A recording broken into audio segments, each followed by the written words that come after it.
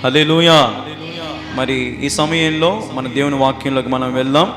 హెబ్రీయులు రాసిన పత్రిక 11వ అధ్యాయము 20వ వచనం. విశ్వాసమును బట్టి ఇస్సాకుకు జరగబోవు సంగతుల విషయమై యాకోబును ఏశావును ఆశీర్వదించెను. చిన్న ప్రార్థన చేసుకుందాం. ప్రార్థన. మా ప్రియమైన యేసుక్రీస్తు ప్రభువునికి వేలాది వందనాలు, స్తోత్రాలు తండ్రి. మరి ఇదిగా ఈ సమయంలో నిలబడి నీ మాటలు ప్రకటిస్తూ ఉంటుండగా ప్రభా, మరి నేను మాట్లాడితే కార్యము జరగదు ప్రభా, నీవే నన్ను మరుగుపరిచి నీ బలమైన సన్నిధి కుమ్మరించి ఎక్కడ యంత్రము రాకుండా సమస్తం నీ స్వాధీనం ఉంచుకోండి. లైట్, నెట్, సౌండ్ సిస్టమ్ అన్నీ కూడా మరి నీ స్వాధీనం ఉంచుకుంటండి. నీ నామానికి మహిమకరంగా నువ్వు జరిగించండి. ఈ కూడికి అంతట్లో కూడా నీవే అధ్యక్షత వహించమని వేడుకుంటూ యేసు నామములో ప్రార్థిస్తున్నాను తండ్రి. ఆమేన్, ఆమేన్, ఆమేన్. ఇక్కడ ఈ ఆదివారపు ఆరాధనలో విశ్వాసమును బట్టి ఇస్సాకుకు జరగబోవు సంగతులు తెలిసినాయి.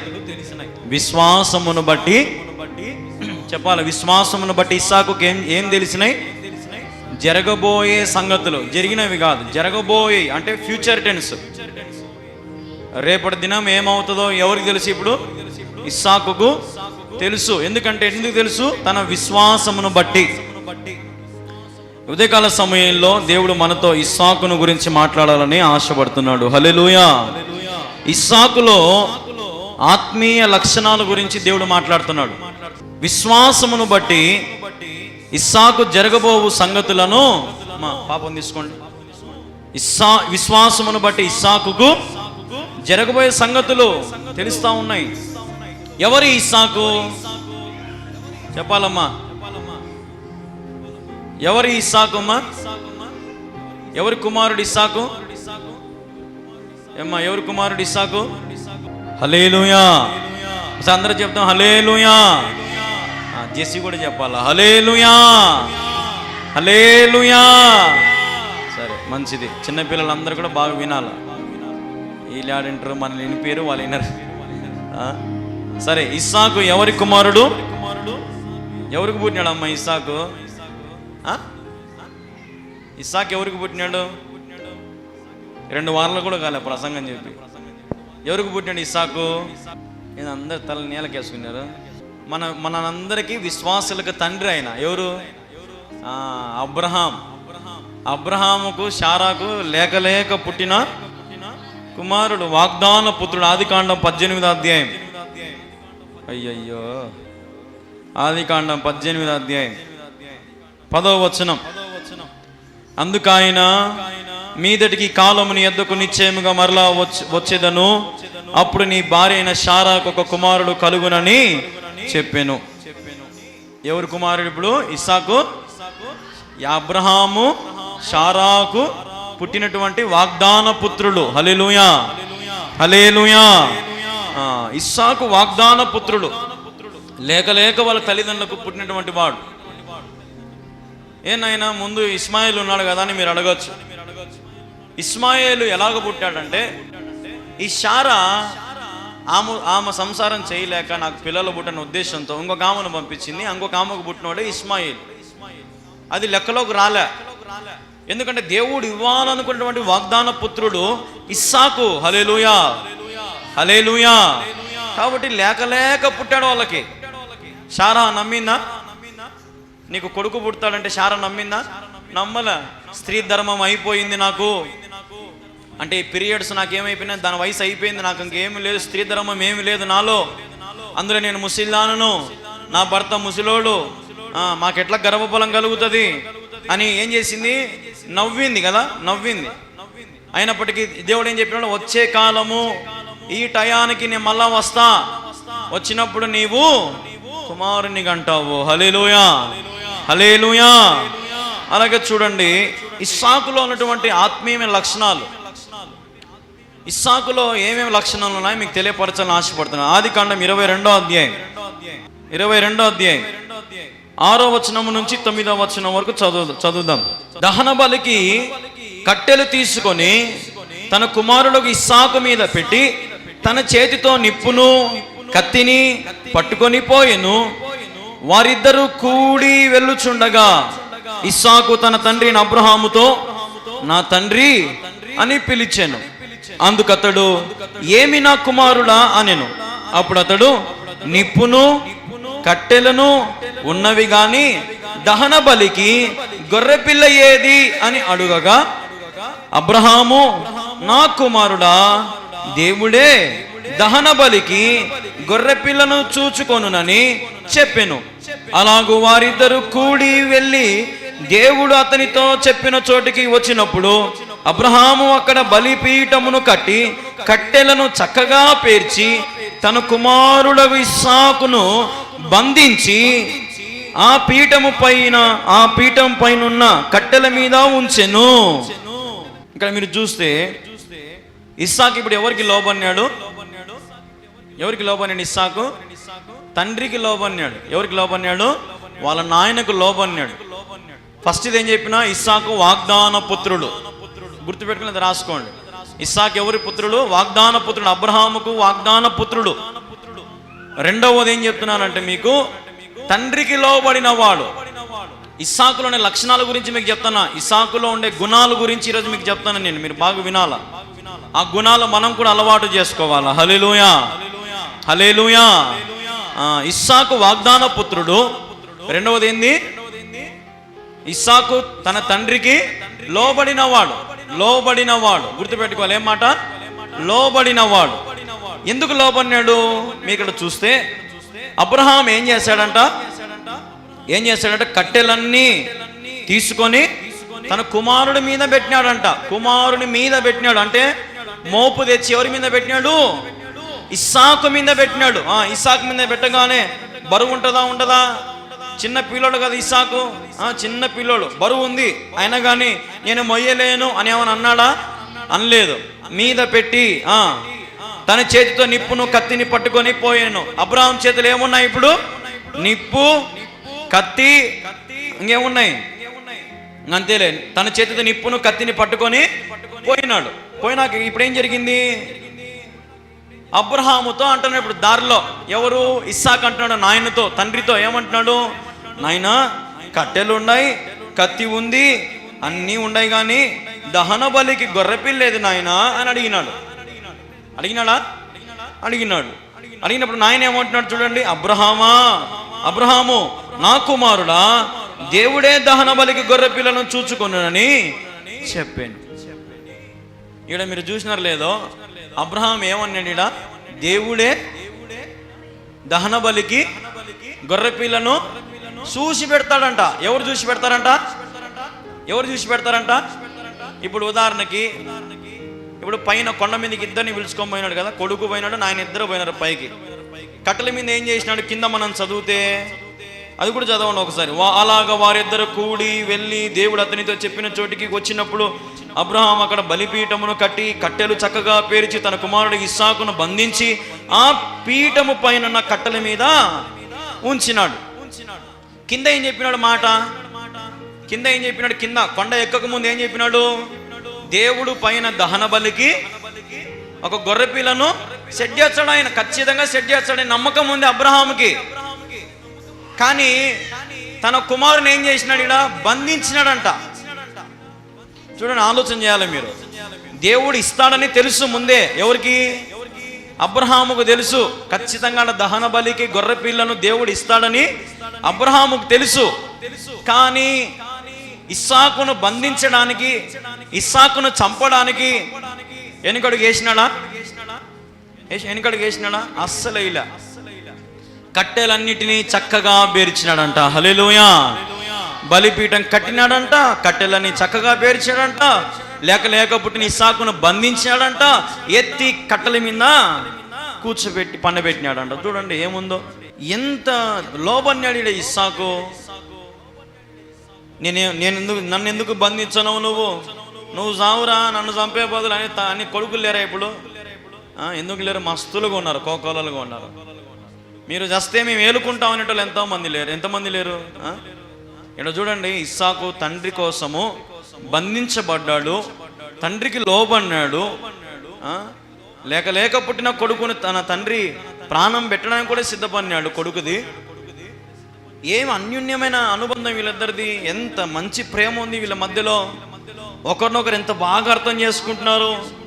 కొడుకు మీదేమో నాయనకు సత్యంత ప్రేమ ఉంది, కానీ దేవుని మీద ఆధారపడి దేవుని మాటకు లోబడి విశ్వాసంలో తండ్రి కాబట్టి కొడుకునైనా సరే చంపుకోవడానికి సిద్ధపడిన తండ్రి ఎంత ప్రేమ ఇది. దేవుడు బలి అడుగుతానే కొడుకుని ఇచ్చేయడానికి కూడా సిద్ధపడినాడు తండ్రి. ఆ కథ అంతా తెలిసిన ఇస్సాకు నాయన కోసం చచ్చిపోవడానికి కూడా సిద్ధపడినాడు. హల్లెలూయా. చూడండి, నాయనకేమో తండ్రి మీద అంటే దేవుని మీద ప్రేమ ఎక్కువ, కుమారుడేమో ఎవరి మీద ప్రేమ పెట్టుకున్నాడు? అబ్రహాం మీద ప్రేమ పెట్టుకున్నాడు. నాయన నువ్వు బంధించినావా, సరే బంధించే, ఇంకా తెంపుకోవడానికి ప్రయత్నం చేయలే, పారిపోవడానికి ప్రయత్నం చేయలే, నోట్లో నుంచి ఒక బూతు రాలే, ఒక మాట రాలే. దహన బలి ఏదని అడిగినాడు అంతే, గొర్రెపిల్లి ఏదని అడిగినాడు అంతే. చూడండి ఎంత లోబన్నాడు ఇస్సాకు. ఒక మాట నోట్లో నుంచి కీడు కానీ తండ్రిని దూషించినట్టు కానీ బైబిల్ ఎక్కడ కూడా లేదు. ఇది ఇస్సాకులో ఉన్నటువంటి మంచి లక్షణం. హల్లెలూయా. తండ్రికి లోబడే కుమారుడు. ఈరోజు తండ్రికి లోబడే కుమారులు ఉన్నారా? కుమార్తెలు ఉన్నారా? తల్లిదండ్రులకు లోబడే కుమారులు ఉన్నారు ఈ మధ్యకాలంలో? చాలా అరుదు, చాలా తక్కువ మనం చూస్తూ ఉంటాం. ఎక్కువ శాతం తల్లిదండ్రులు ఏం చెప్తారంటే, అన్న మా కొడుకు మా మాట వినడంలే, అన్న మా కూతురు మా మాట వినడంలే అనే మాటలు మనం వింటూ ఉంటాం. ప్రార్థన చేయన్నా దేవుడు కొట్టాలన్న నా బిడ్డను, కొడితే కానీ నా మాట విన్నదన్నది, కొడితే కానీ నా మాట వినన్న వాడు కొట్టాలన్న దేవుడు, ప్రార్థన చేయండి. ఇట్లాంటి అడిగే వాళ్ళు కూడా ఎంతో మంది ఉన్నారు కదా. చూడండి, ఇప్పుడు ఇంకొక మాట చూపిస్తాం మీకు. ఒక్క పేజీ తీపండి. 24వ అధ్యాయము 63వ వచనం. సాయంకాలం ఇస్సాకుకు పొలములో ధ్యానింప బయలు వెళ్ళి కనులెత్తి చూచినప్పుడు ఒంటెలు వచ్చుచుండెను. మీరు బాగా గమనించాలి. ఇప్పుడు ఒక లక్షణము తండ్రికి లోబన్నాడు, ఆ కథ అయిపోయింది. ఇప్పుడు మూడవది ఏంటంటే, మూడో లక్షణం ఏముందంటే ఇస్సాకులో ఏముందంట చదవండి. సాయంకాలమున ఇస్సాకు ఎక్కడున్నాడంట? పొలములో ఉన్నాడంట. ఎట్లున్నాడంట? పొలములో ఏం చేస్తున్నాడంట? పొలములో ధ్యానిస్తున్నాడంట. ఏ సమయంలో? సాయంకాలమున. దేవునితో సమయం గడుపుతున్న ఇస్సాకు. హల్లెలూయా. మొదటిది వాగ్దాన పుత్రుడు, రెండవది తండ్రికి లోబడిన వాడు, మూడవది ఏం చెప్తున్నాను? దేవునితో సమయం గడిపేవాడు. ఎవరితో సమయం గడిపేవాడు? ఎవరితో చెప్పాలా? ఎవరితో? నువ్వెవరితో సమయం గడుపుతున్నావు? చెప్పాలా? నువ్వెవరితో సమయం గడుపుతున్నావు?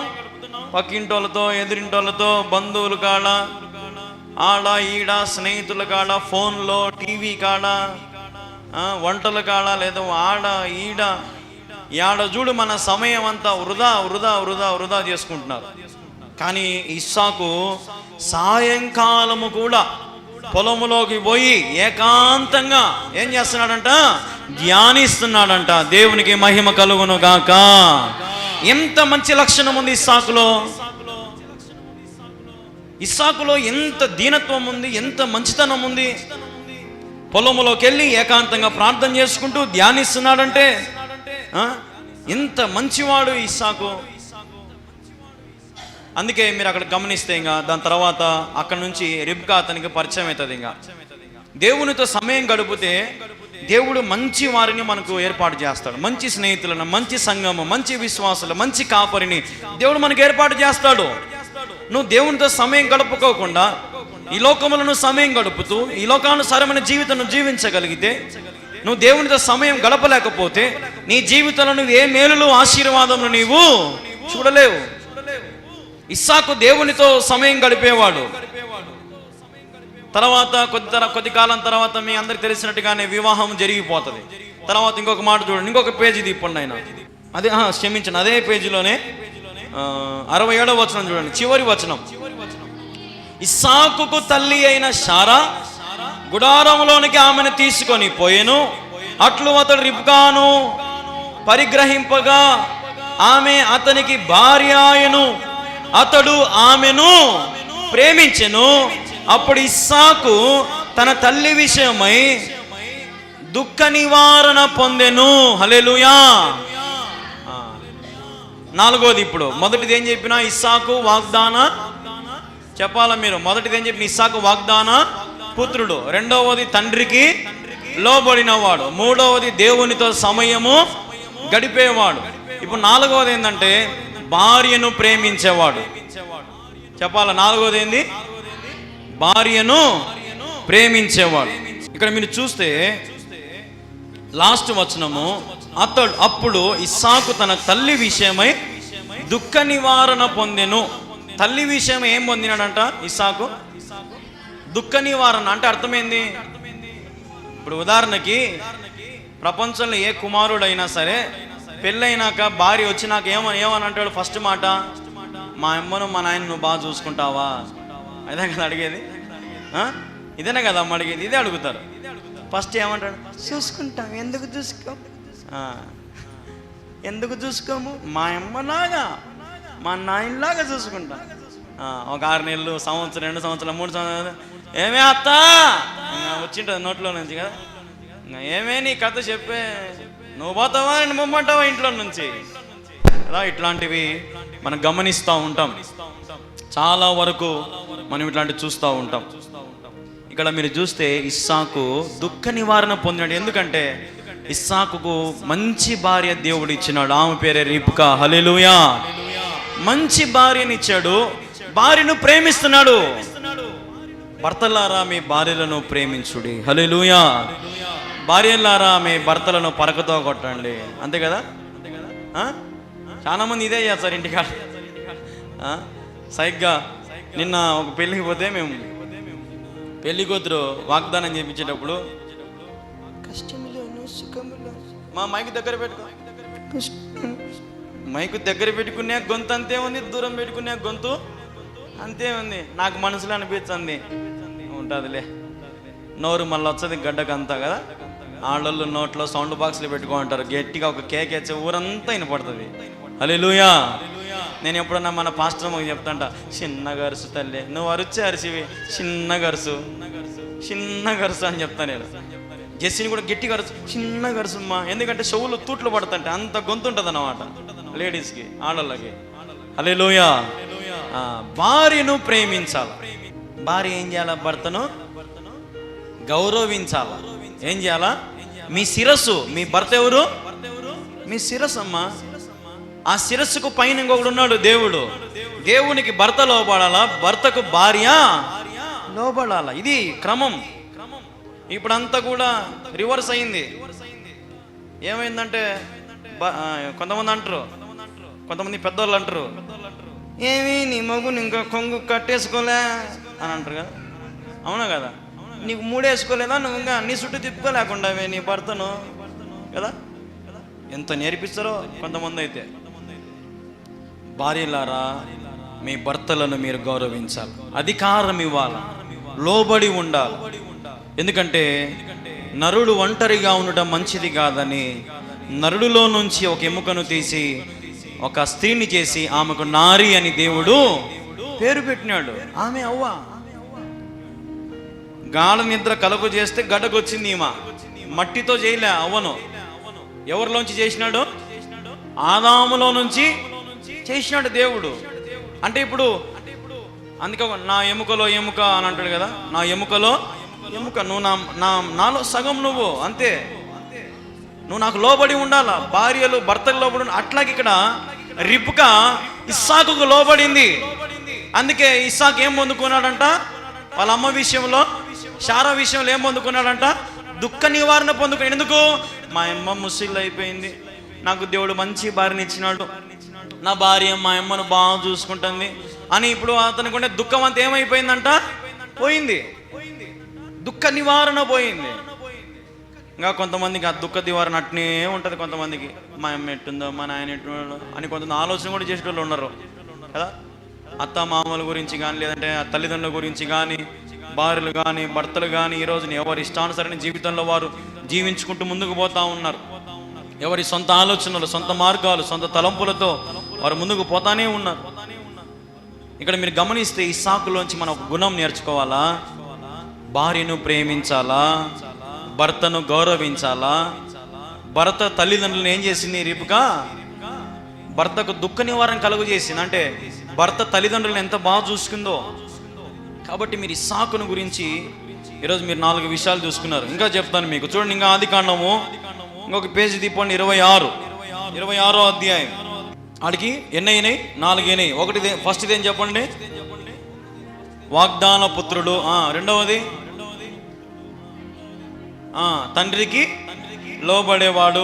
మూడవది దేవునితో సమయము గడిపేవాడు. 4వది భార్యను ప్రేమించేవాడు. ఇప్పుడు 5వది చూడండి, 26వ అధ్యాయం 20 వచనము, 21, 22 3 వచనాలు కలిసి చదువుదాం. అప్పుడు గెరారు కాపురులు ఇస్సాకు కాపురులతో జగడమాడి ఈ నీరు మాదని చెప్పిరి గనుక వారు తనతో కలహించినందున అతడు ఆ బావికి ఏషేకు అని పేరు పెట్టెను. వారు మరి ఒక బావి త్రవ్వినప్పుడు దాని కొరకును జగడమాడిరి గనుక దానికి షిత్నా అను పేరు పెట్టెను.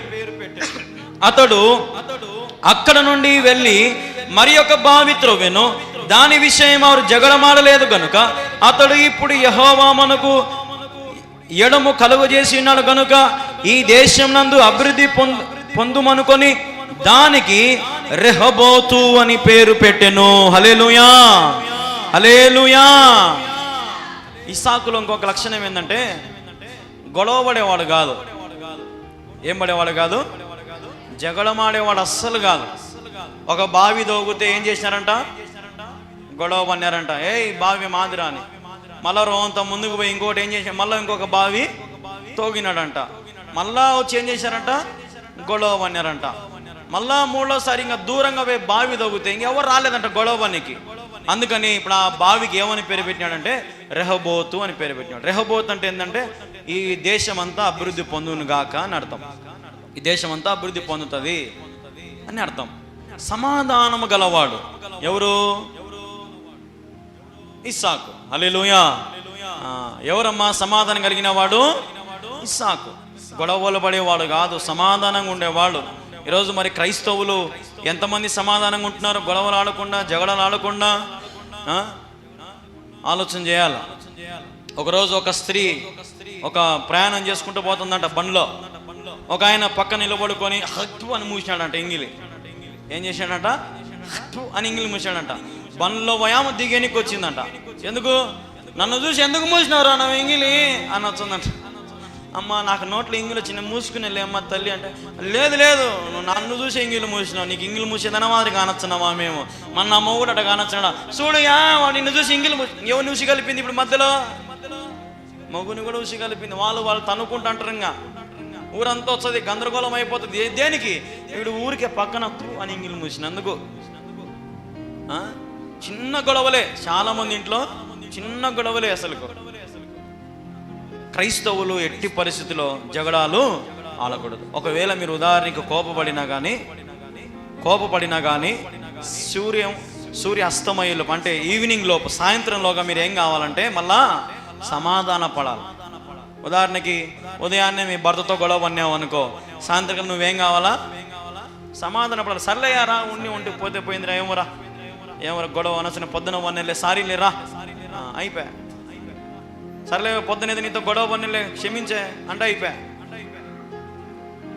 ఈ సమాధానం లేదు ఇప్పుడు. భార్య భర్తల మధ్యలో కానీ, కుటుంబాల మధ్యలో కానీ, తల్లిదండ్రుల మధ్యలో కానీ, అక్క చెల్లెల మధ్యలో, అన్నాతమ్ముల మధ్యలో కానీ, ఒకరినొకరు ఈర్ష్యతో, పగలతో, ప్రతీకారాలతో రోజుకి దూరం అయిపోతున్నారు. కానీ దగ్గరికి సంబంధం కలిగి, సమాధానం కలిగి ఉండేవారు ఎవరు లేరు ఈ మధ్యకాలంలో.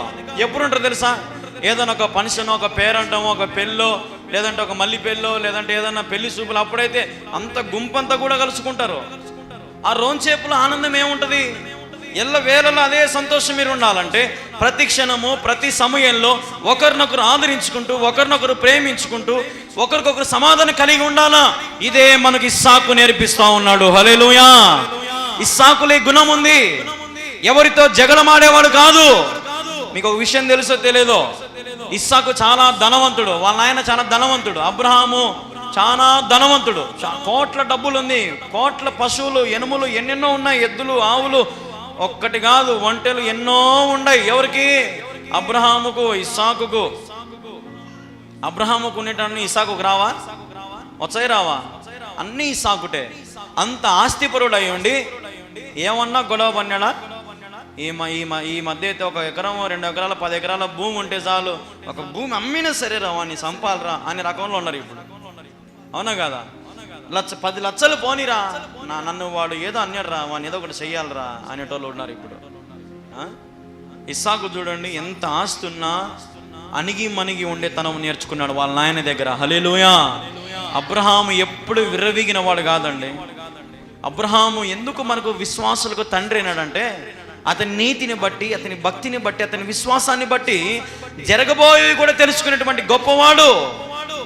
అదే లక్షణం ఇస్సాకులకు వచ్చింది. జరగబోయి తన విశ్వాసమును బట్టి, ఇందని మీకు ఫస్ట్ చదివించిన, ఇస్సాకు విశ్వాసమును బట్టి జరగబోయే సంగతులను తెలుసుకునేవాడు. అందుకే యాకోబును ఏశావును ఏం చేసినాడు? ఆశీర్వదించేసినాడు.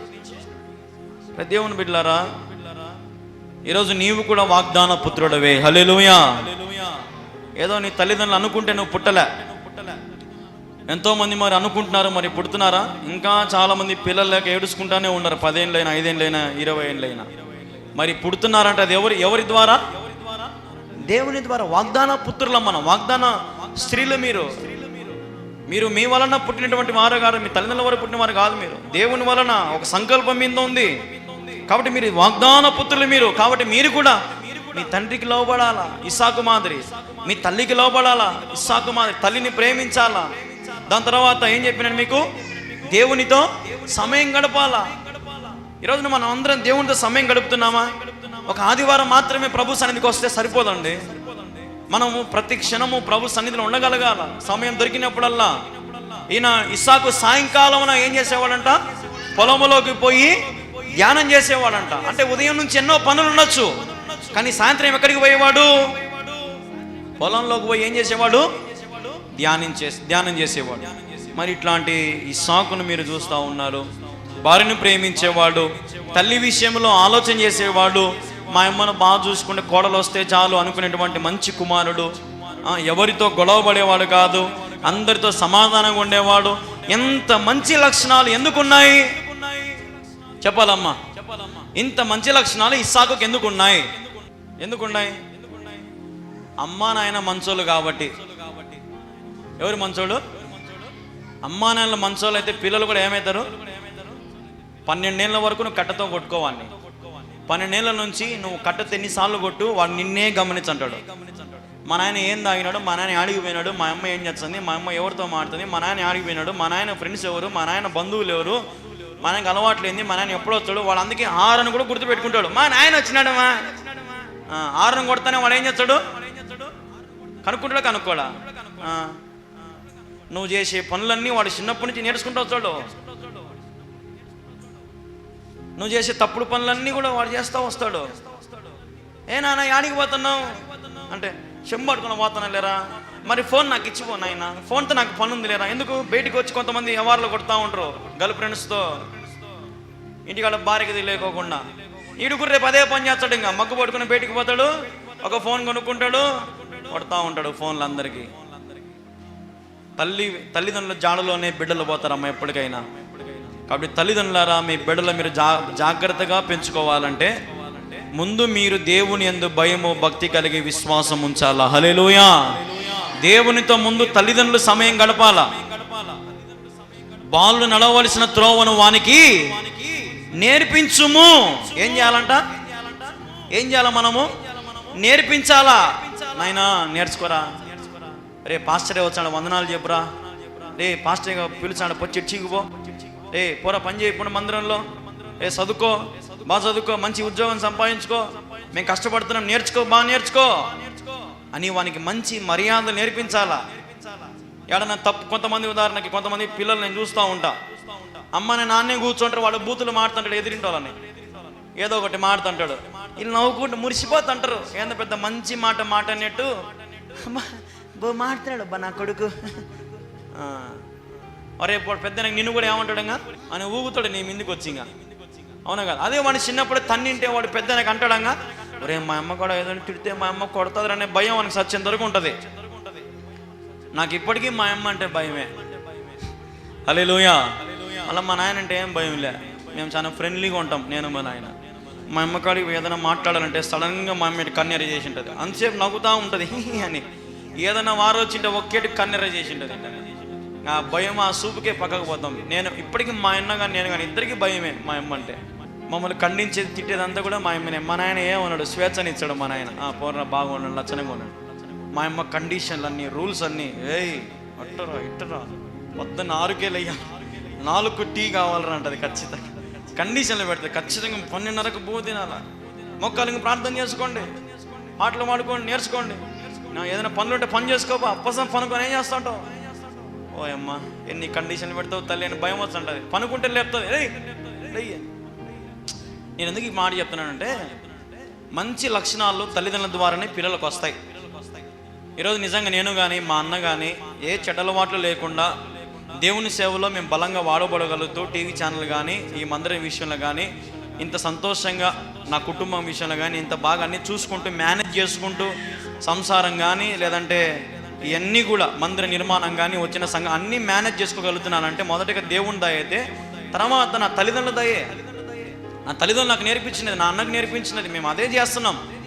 మేము ఎప్పుడు తప్పుడు దారిని మమ్మల్ని నడిపించలే. అర్ధరాత్రి లేపుకొని పోయి సంపూర్ణ రాత్రి ప్రార్థన పిలుచుకొని పోయేది మా అమ్మ, దుప్పటి కప్పి తలకి. ఆడ వనుకుంటారు అందగా ఉంటా అనేది, ఆడనే వనుకుండే వాళ్ళం చర్చిలోనే. ఆదివారం ఉదయం 5కి లేపి చర్చికి పంపించి చాపలు వేయించేది, యాంబులిఫైర్లు పెట్టించేది, సౌండ్ సిస్టమ్ అన్ని పెట్టి రాపోండి అని పంపించేది. వచ్చేటప్పుడు మళ్ళీ చికెన్ అవన్నీ తీసుకుంటారని మీరే అని డబ్బులు ఇచ్చేది. అట్లా అన్నీ నేర్పించింది. మనం కూడా మన పిల్లలకు నేర్పించగలగాల. ఒరే ఆయన చేతగాని కుక్క రా నువ్వు అనొద్దు ఎప్పుడు కూడా మన పిల్లలని. కొంతమంది మన పిల్లలు ఏం చేస్తారు, దూషిస్తారు. ఒరే నువ్వు చేతగానోనివి, నీకు తరంగానోనివి, నువ్వు అటాంటోనివి, ఇటాంటి అనేవి అమ్మే, నువ్వు అట్లరా ఇట్టరా అని మన తల్లిదండ్రులు దూషించదు ఎప్పుడు కూడా పిల్లల్ని. మన పిల్లలు మనం ఎంత బాగా లక్షణాలు మంచి గుణాలతో పెంచుకుంటామో వాడు పెద్దవాడినప్పుడు నిజంగా వాటి నుంచి తొలగిపోడు. ఏమైనా మీ అమ్మ మీ నాన్న గురించి చెప్పుకుంటా మీరు అనుకోవచ్చు, ఈర్షపడవచ్చు, లేదంటే ఏదైనా మంచిగా అనుకోవచ్చు, మీరు ఏమైనా అనుకోండి. నిజంగా వాళ్ళు లేకపోతే నేను ఉండగలుగుతానని చెప్పాలంటే ఉండలేను. నా తల్లి నన్ను ప్రసవించి కనింది కాబట్టి నేను ఈరోజు ఇక నిలబడగలిగిన. అదే ఒకవేళ నా తల్లి ఆ రోజు నన్ను వద్దనుకుని ఈరోజు ఉండేవాడినేనా కాదు. కాబట్టి నా తల్లి ఎలాంటిదైనా, నా తండ్రి ఎలాంటి వాడినైనా నాకు వాళ్ళు నేర్పించింది ఏంటంటే వాళ్ళని ప్రేమించడం. వాళ్ళని తిట్టినా కొట్టిన రోజు అలుగుతా గొడవ పడతానే మళ్ళీ వాళ్ళంటే నాకు ప్రేమే. అలాగనే మన పిల్లలు కూడా మన మీద ప్రేమ పుట్టించుకోవాలా. మన పిల్లలకు మన మీద ఏం చేసుకోవాలా. కొంతమంది మా నీ జీవితం నీ ముఖం చూడమ్మా, సత్యంతరికి నీ వైపు కూడా చూడండి డాడీ, ఇంకా నేను సత్యంతో నీతో మాట్లాడను పోగా. ఏందది, ఏం పెంపకాలయ్యి. వాడు నువ్వు మాట్లాడకపోతే విలవిలలు ఆడిపోవాలి. అట్నే 7 సార్లు వాడు నాతో మాట్లాడు, అవునా కాదా? 7 సార్లు ఏడ్చకూడదా? 7 సార్లు. అట్లాంటి ప్రేమ నువ్వు నేర్పించాలా. ఇప్పుడు అదే జరిగింది. అన్ని మంచి అలవాట్లు ఉన్నాయి కాబట్టి ఇస్సాకుకు భార్యను ప్రేమించినాడు, అమ్మ విషయం ఆలోచన చేసినాడు, ఎవరితో గొడవలు పడేవాడు కాదు, సమాధానంగా ఉండేవాడు, దేవునితో సమయం గడిపేవాడు, తండ్రికి లోబడేవాడు. అన్ని లక్షణాలు ఉన్నాయి కాబట్టి ఈరోజు ఈ ప్రసంగంలో ఇస్సాకు గురించి మనం మాట్లాడుకుంటున్నాం. హల్లెలూయా. లేదంటే ఇస్సాకు గురించి మాట్లాడుకుంటామా? ఏమ్మా ఇస్సాకు గురించి చెప్పుకుంటామా? మంచోని గురించే మనం మాట్లాడతాం కానీ చెడ్డోని గురించి మనం ఇప్పుడు చెప్పుకుంటామా? చెప్పుకోం. సరే ఇంకొక మాట చూపిస్తా చూడండి, మీకు ఇస్సాకు గురించే చెప్తాను ఇంకొక మాట. ఆదికాండం 26:25 వచనం చదువుమ్మా మీరి. అక్కడ అతడు ఒక బలిపీఠము కట్టించి యెహోవా నామమున ప్రార్థన చేసి అక్కడ తన గుడారమును చాలా. ఇస్సాకు మంచి ప్రార్థనా పరుడు. ఏం పరుడు చెప్పాలి? ఏం పరుడు? ప్రార్థన మీకు వస్తుందా? చేయగలుగుతున్నారా ప్రార్థన? ఇస్సాకు చూడండి ఏం చేసేవాడంట, ప్రార్థన చేసేవాడంట. ఏం చేసినాడు? ఫస్ట్ ఏం చేసినాడు? అక్కడ అతడు ఒక ఏం కట్టించినాడంట? చెప్పాలమ్మా, ఏం కట్టించినాడంట? బలిపీఠము కట్టించి ఏం చేసినాడు? యెహోవా నామమును ప్రార్థన చేసినాడంట. హల్లెలూయా. ఇప్పుడు ఇదంతా బలిపీఠమే, ఈ స్టేజ్ అంతా బలిపీఠమే. దీన్ని పులిపీఠం అంటారు దీన్ని. ఇదంతా బలిపీఠం, పరిశుద్ధ స్థలం. ఇది ఎవడు ఎక్కేదానికి కుదరదు. ఇది సేవకుడు తప్పక, సువార్థికులు తప్పక, సంఘ కాపురులు తప్పక ఎవరు ఎక్కదానికి వీల్లేదు.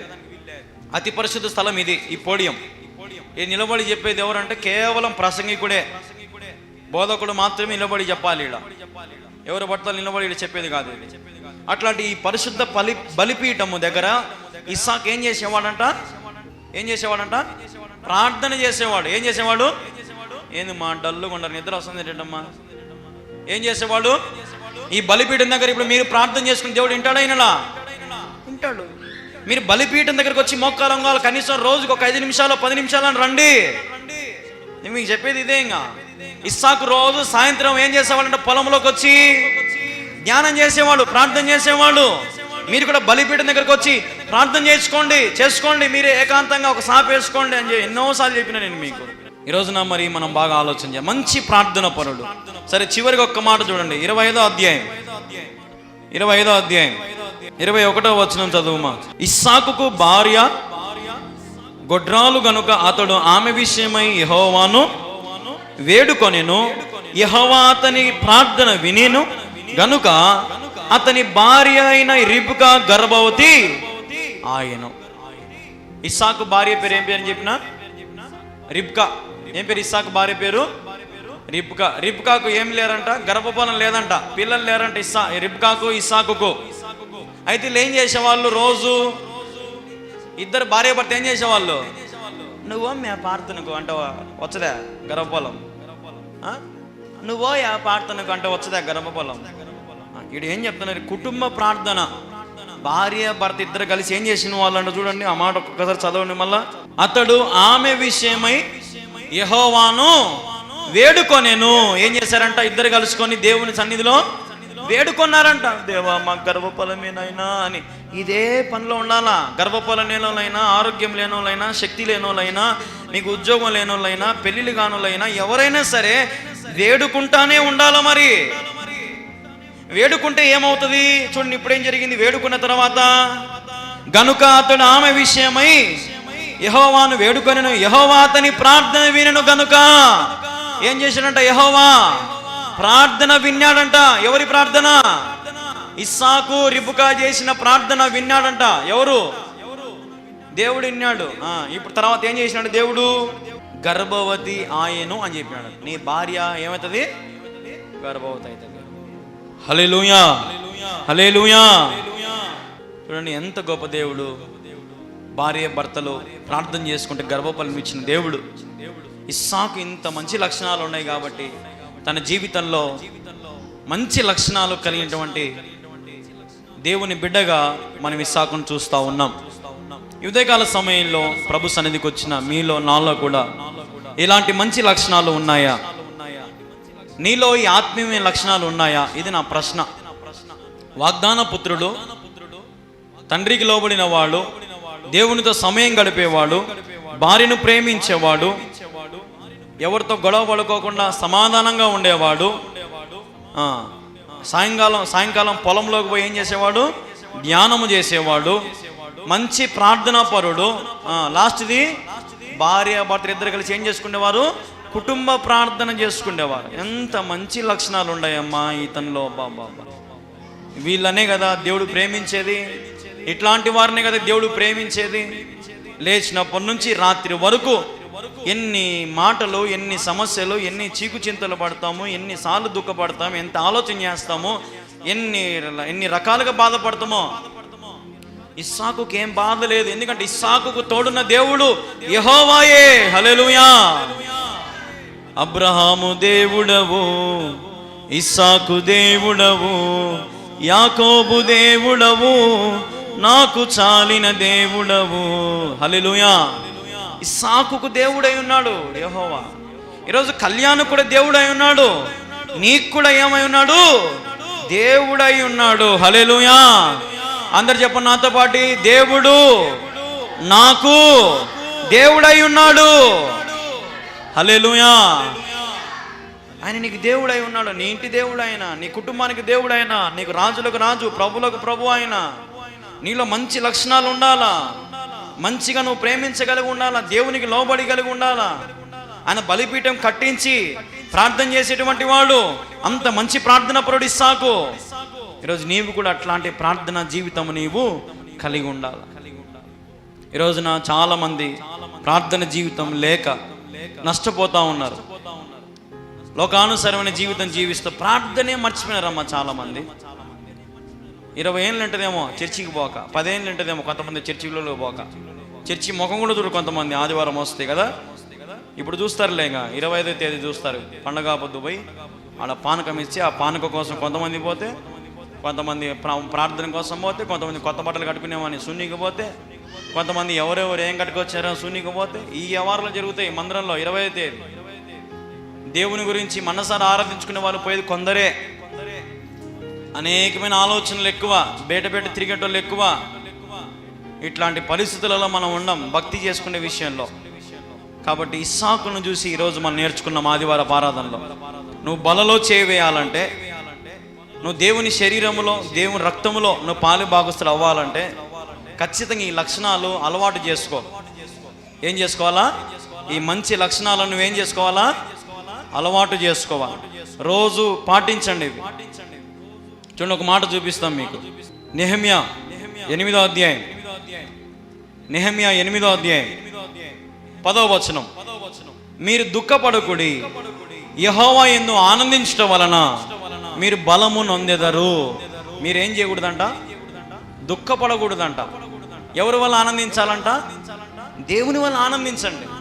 కష్టమైన, వ్యాధైనా, బాధ అయినా, రోగమైనా, అది ఏదైనా సరే, ప్రభా నీకు స్తోత్రం, ప్రభా నీకు వందనాలు అయినా, నీకు స్తోత్రం నాయన అని దేవుని వలన ఎవరైతే ఆనందిస్తారో వాళ్ళు ఏం పొందుకుంటారంట? బలము పొందుకుంటారంట. హల్లెలూయా, హల్లెలూయా. ఉదాహరణకి ఒక రూమ్లో ఉన్నాడు అనుకో, ఏడ్చుకుంటా, వానికి ఏమనిపిస్తుంది? చచ్చిపోవాలనిపిస్తుంది, ఆత్మహత్య చేసుకోవాలనిపిస్తుంది. ఏంద్రా ఈ బతుకుచ్చా, కుక్క బతుకుతుంది, నేను బతుకుతున్నా, పోరా నాయన, ఆడ నాకు విలువ లేదు, 1 రూపాయి ఆస్తి లేదు, 1 రూపాయి డబ్బు లేదు, ఉద్యోగం లేదు, భార్య కాడ విలువ లేదు, అది లేదు ఇది లేదని. మన ఒక ఆయన కడపలో పోలీసు ఆయన గన్ను పెట్టుకొని కాలుసుకుని చచ్చిపోయాడంట. అంత ఉద్యోగస్తుడు గన్ను పెట్టుకొని ఏం చేశాడు? కాల్చుకుని చచ్చిపోయినాడు పాపం. చూడండి ఎంతమంది దుఃఖపడుతున్నారో. ఒంటరిగా దుఃఖపడుతున్నావేమో, ఆ ఒంటరితనంలో నువ్వు ప్రభువుని స్తుతించినావు అనుకో, నువ్వు బాధలో ఉన్నప్పుడు మోకాలంగి నువ్వు అనగలిగినావు అనుకో, ఖచ్చితంగా నీకు 1000 ఏనుగుల బలం దేవుడు ఇస్తాడు. హల్లెలూయా, హల్లెలూయా. టీవీలో ఒక యాడ్ వస్తుంది, 1000 ఏళ్ళు దృఢమైన సిమెంట్ వాడండి అని వస్తుంది. సిమెంట్, భారతీయ సిమెంట్ గురించి వస్తుందిగా. 1000 ఏళ్ళు దృఢంగా ఉంటుందంట సిమెంట్. సిమెంటే 1000 ఏళ్ళు దృఢంగా ఉంటే నువ్వు ఆయన కుమారుడు నువ్వెంత దృఢంగా ఉంటావు మరి? దేవునితో ఉంటే ఎంత బలంగా ఉంటావు.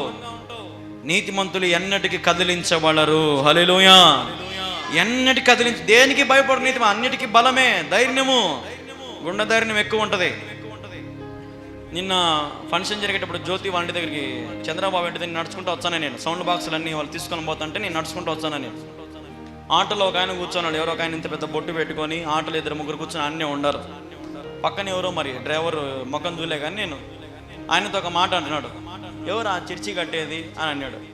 నేను అప్పుడే అడుగు పెట్టినా కదా, దాటుకుంటున్నా, అది ఆ పిల్లోడే అన్నాడు. మంచి పాలుగాడేనే అని అన్నాడు. నాకు భలే సంతోషం వేసింది. నేను కాదురా, నేను పాలుగాడిని, దేవుడు పాలుగాడు. ఇప్పుడు దేవుడు మన పక్షాన ఉంటే మనుషులందరికీ మనం ఎట కనపడతామంటే బలము పొందిన వారిలాగా కనపడతాం. హల్లెలూయా, హల్లెలూయా. నాకుండే సర్కిల్కో లేదంటే నాకు తెలిసిన నాయకుల వాళ్ళ దగ్గరికి పోతే అందరం ఏమి ఏటికి లేచిపోతుంది, స్లాపులు అయిపోతాయి, అన్నీ అయిపోతాయి. కానీ దేవుడు ఏం చెప్పినట్టే, మనుషులను ఆశ్రయించుట కంటే యెహోవాను ఆశ్రయించటం. మనుషుల ఘనతే రాకూడదు ఈ మందిరం విషయంలో మాత్రం, అది నా ఆలోచన. అందుకే ఎవరు ఏం పని చేసినా కానీ, మెట్లు కానీ ఎవరికి ఏం బాకీ ఉండను, ఎవరు దానికి ఇచ్చేయడమే. నేను పని చేసినాను కూడా చెప్పుకోకూడదు దేవుడు కూడా. ఈ దేవుని పని, దేవునికి ఘనత రావాలా, అది నా ఉద్దేశం. దేవుని ఆశ్రయించడం మనం నేర్చుకోవాలి. నేను నేర్చుకున్నాను. చూడండి, మనుషుల మధ్యలో మనల్ని ఎట్ట దేవుడు చూపించాడంటే మంచి బలవంతులు మారి చూపించాడు దేవుడు. అబ్బా పిల్లోడే కానీ బలవంతుడు. అబ్బా నేను ఒక ఆమె ఎనుములు కాసుకుంటూ ఒక ఆమె వచ్చింది, ఇదంతా ఇల్లా నాయన అని. కాదమ్మా చర్చినమ్మా. ఎట చేస్తున్నావు నాయన అని. ఎట చేస్తున్నానులేమ్మా, దేవునికి తెలుసు, దేవుడు ఇచ్చాడులే నాయన, నీకు దేవుడు ఇచ్చాడు. మన ఒక ఆయన ఒక ట్రాక్టర్లో నీళ్లు పట్టుకొని పోతున్నాడు. ఆయన ఒక మాట అన్నాడు, ఇక్కడ నీళ్లు పట్టుకొని పోతుంటే మాకు పొలాలు బాగా పండుతున్నాయి, బాగా చిగురిస్తున్నాయి అన్నాడు. దేవుని సన్నిధిని అడుగు పెట్టే ప్రతి ఒక్కరు, అన్యులు కానీ భక్తిహీనులు కానీ ఎవరైనా సరే దీవించబడుతున్నారు, ఆశీర్వదించబడుతున్నారు. కానీ తిరిగి ప్రభు దగ్గరికి వచ్చేది మాత్రం కొంతమంది. మేలులన్నీ పొంది ఉన్నత స్థితికి ఎదిగిన స్నేహితులే హృదయమును గాయపరచగా. ఏమైందంట? మేలులన్నీ పొంది ఏమవుతారంట? మనల్ని ఏం చేస్తారు? వాళ్ళు బాధ కలిగిస్తారు. ఇప్పుడు నాకేం బాధ ఉండదా? ఈడు ఇంతమంది బాగుపన్నులు ఉండరో పేర్లు కూడా చెప్పమంటే చెప్తా. ఎంతో మంది బాగుపన్నులు ఉండరు. మరి ఈరోజు వాళ్ళందరికీ వస్తున్నారా? రారు. ఎక్కడికో పరిగెత్తుతారు, ఎక్కడికో తిరుగుతారు. ఏ దేవాలకనో ఆడికనో, ఈ గుడికనో ఆడికనో ఎక్కడికో పోతారు. ప్రార్థన చేసింది ఎవర్రా? మేము దేని వల్ల బాగుపడినామరా? ఎక్కడ కాళ్ళు మోపితే మేము దీవించబడినామరా అని ఆలోచన చేసే వాళ్ళు కొందరే. మరి ఎందుకు బాధ ఉండదు? కానీ నేను అడుగుతా, ప్రభువా నీకు స్తోత్రం. ప్రభు ఏం చేసినా మేలు చేస్తాడు. నువ్వు ఆయనతో ఉంటే బలం పొందుకుంటావు అంతే. మొదటి వారిని కడపటి వారిని చేస్తాడు ఆయన. కడపటి వారిని మొదటి వారిని చేసే దేవుడు ఆయన. ఒకవేళ నువ్వు ముందున్నావేమో వెనుకకు పోకుండా చూసుకో. ఏదో ప్రసంగానికో లేదంటే దానికో దీనికో అలిగి మందిరాలకు దూరం అయిపోతావు. వెనక్కి పోవాకండి. అందుకే మొన్న ఒక పాట వాడినే కదా, ఆగక సాగుమా అని. నీడలో ప్రభు ఇచ్చిన పిలుపును మరువక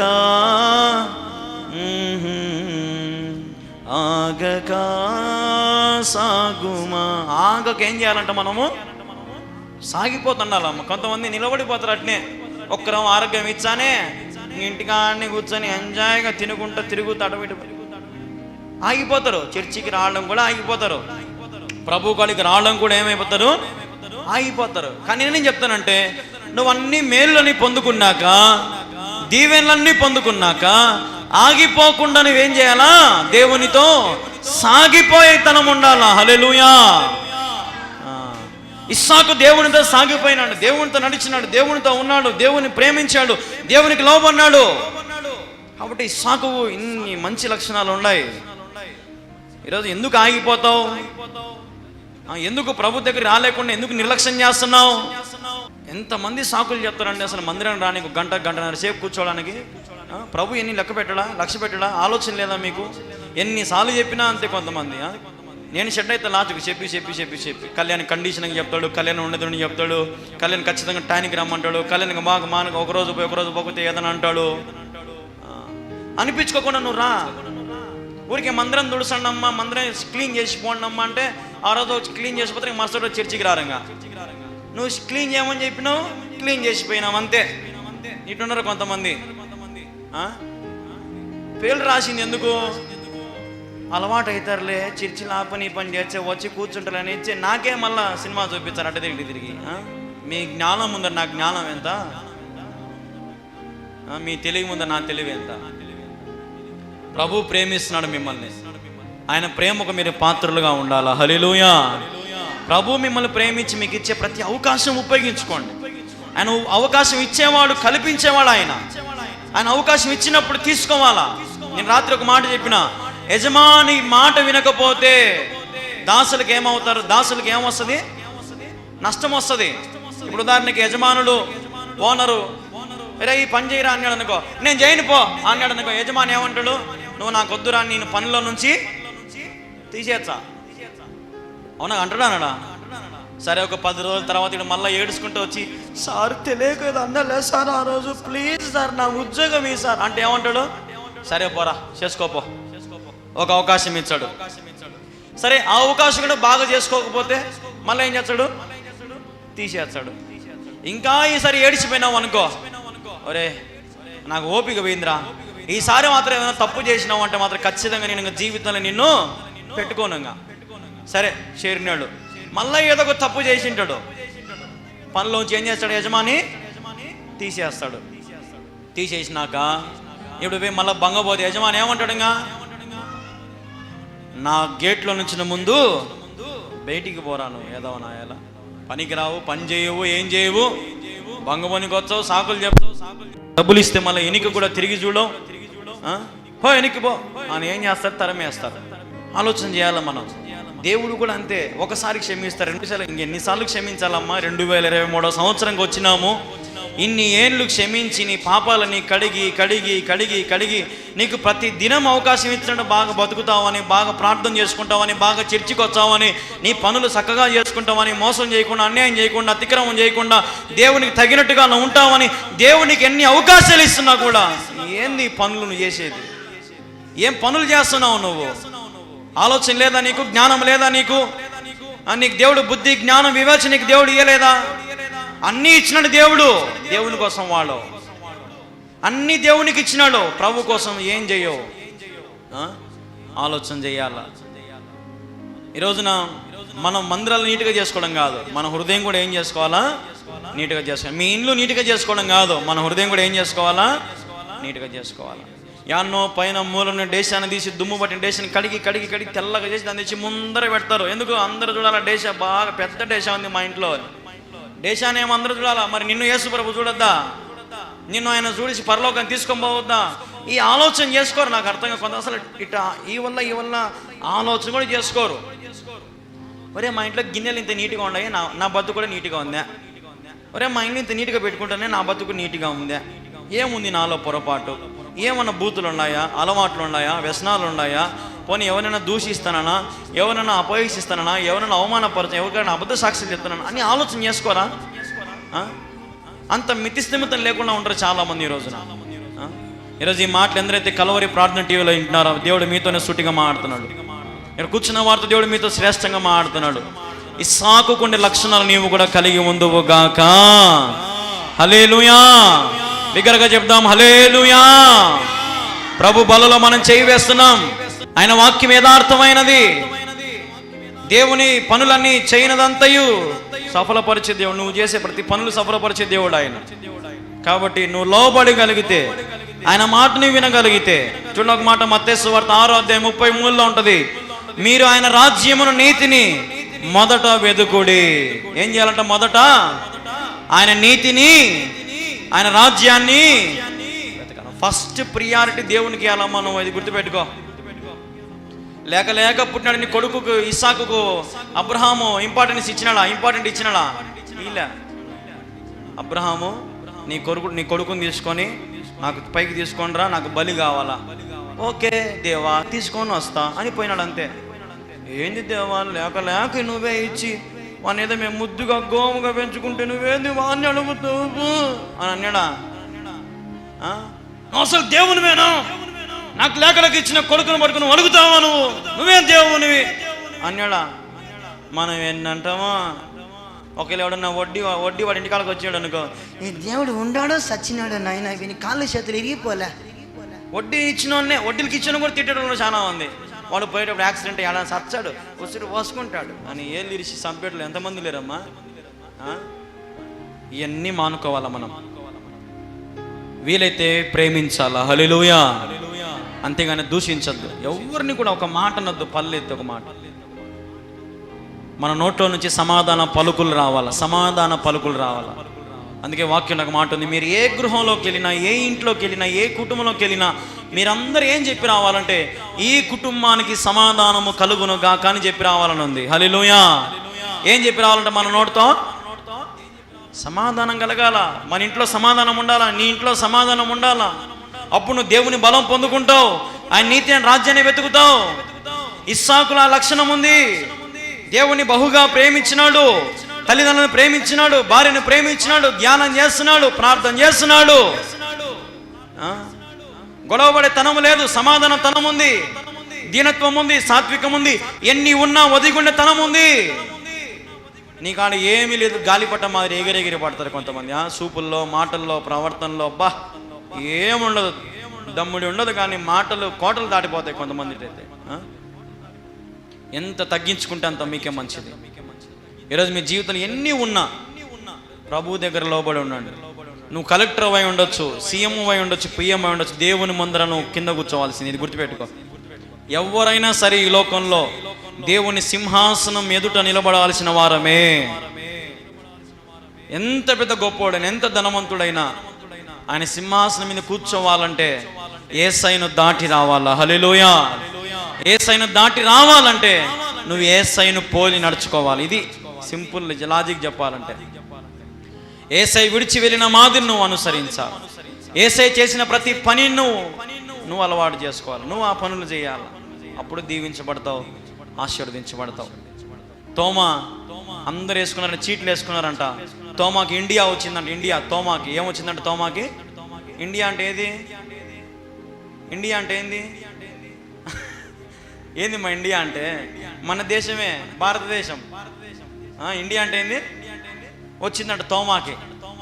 నేను పోను, ఆడందరూ భక్తిపరులు, విగ్రహారాధన చేసేవాళ్ళు చాలా మంది, నేను పోను అన్నాడంట తోమా. అటు తిరిగి అందరూ కలుసుకొని తోమాను పంపించానంట. తోమా రావడం వచ్చానే కేరళలో వన్నాడంట. కేరళలో దిగినాడంట. కేరళలో దిగుతానే ఆడ నాయన బ్రాహ్మణులు అందరూ కూడా పూజ చేసుకుంటున్నారంట. సముద్రం ఒడ్డు నిలబడి వాళ్ళతో అంటున్నాడంట, మీరెందుకు నీళ్లు తీసుకుని ఇట్లా పైకి సూర్యునికి ఏచ్చన్నారే అన్నాడంట. ఎవరు? తోమా అన్నాడంట. అంటే మేము ఆ దేవునికి సమర్పణామి అని చేస్తున్నాం అన్నారంట వాళ్ళు బ్రాహ్మణులు.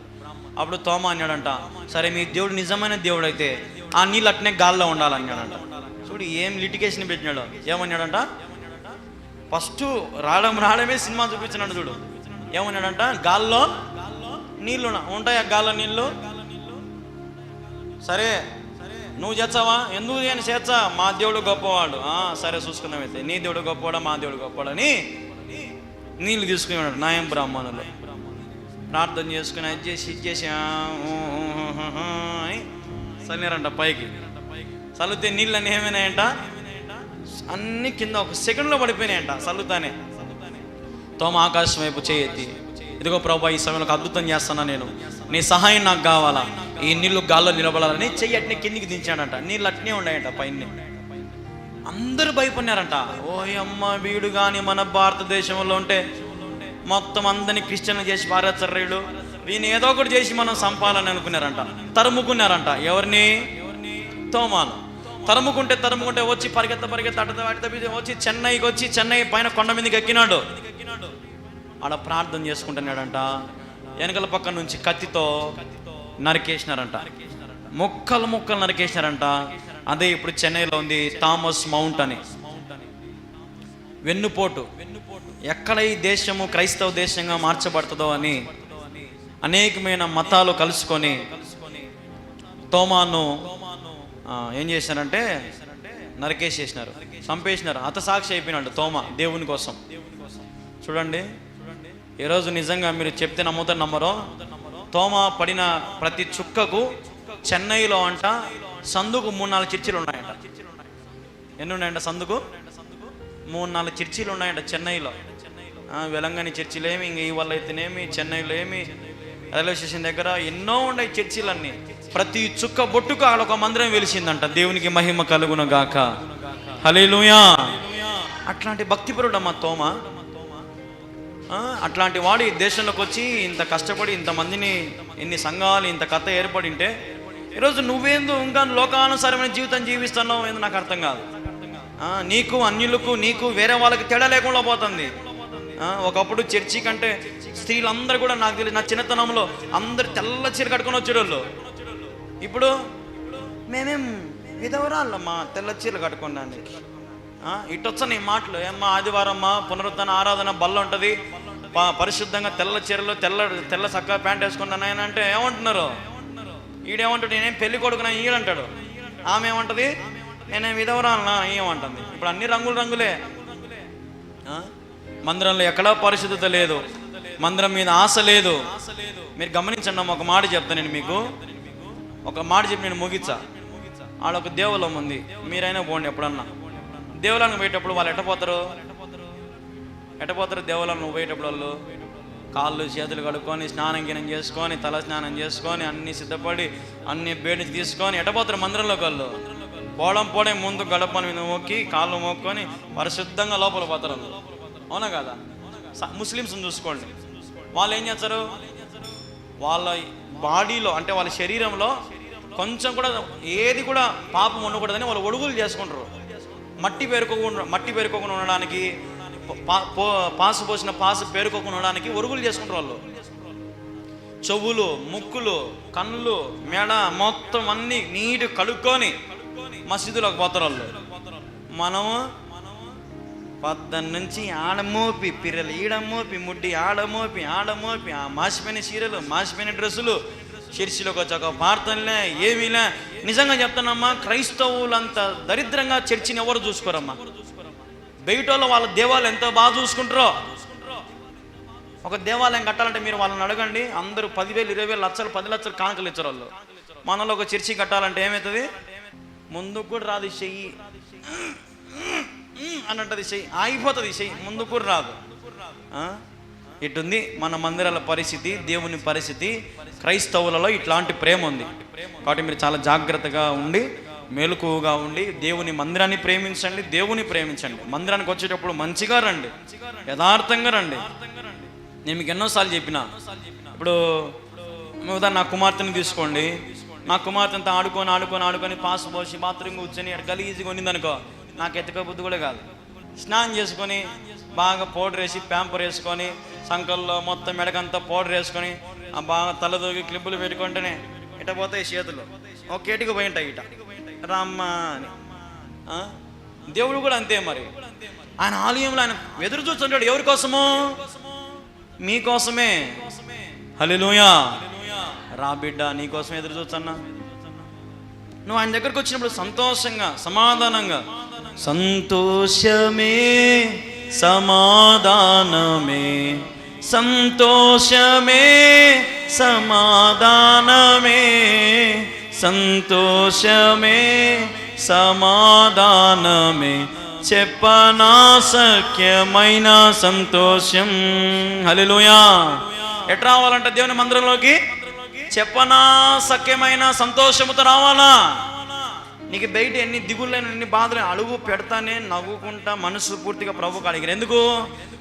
నీ భారం యెహోవా మీద మోపుము సోదరా. నీ భారం ఎవరి మీద మోపాలా? దేవుని మీద మోపు. అయిపోయి సంతోషంగా రంగ లోపలికి.